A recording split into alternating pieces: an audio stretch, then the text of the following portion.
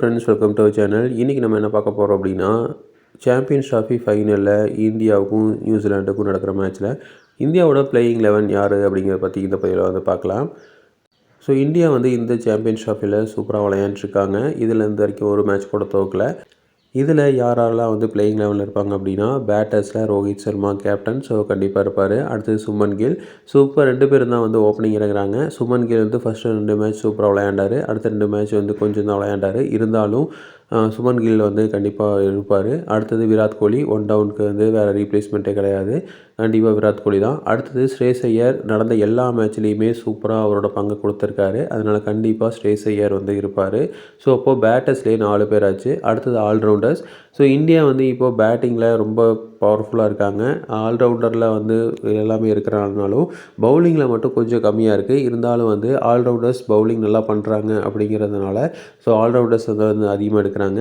So ஆல்ரவுண்டர்ஸில் Hardik Pandya கண்டிப்பாக இருப்பார். அடுத்தது வந்து ரவீந்திர ஜடேஜா, அடுத்தது அக்சர் பட்டேல்.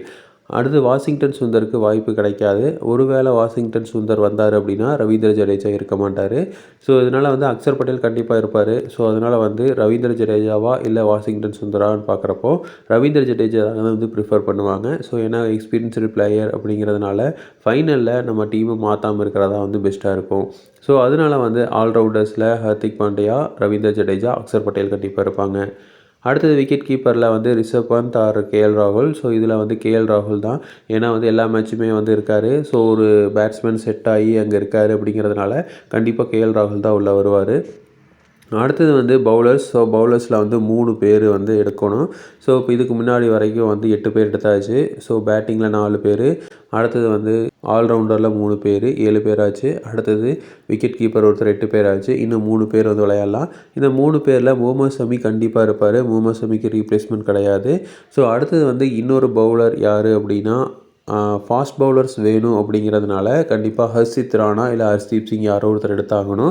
ஸோ இதில் வந்து ஹர்ஷ்தீப் சிங்கை விட ஹர்ஷித் ராணா இப்போ வந்து கொஞ்சம் ஃபார்மில் இருக்கார்.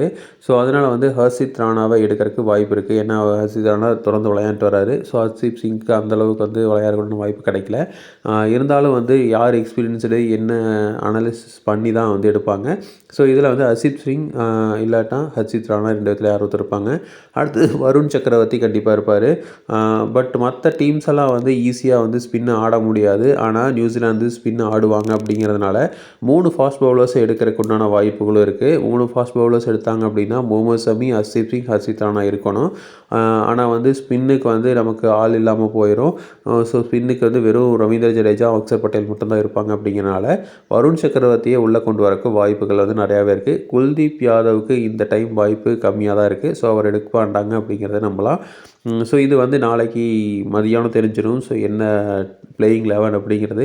ஸோ இந்த பிளேயிங் 11 மாற்றாமல் விளையாண்டாங்க அப்படின்னா கண்டிப்பாக வெற்றி பெறக்கூடிய வாய்ப்புகள் அதிகமாக இருக்குது. ஸோ இதே மாதிரி இன்ஃபர்மேஷன் உங்களுக்கு தொடர்ந்து வேணும் அப்படின்னா எங்கள் சேனலை சப்ஸ்கிரைப் பண்ணுங்கள். தேங்க்யூ.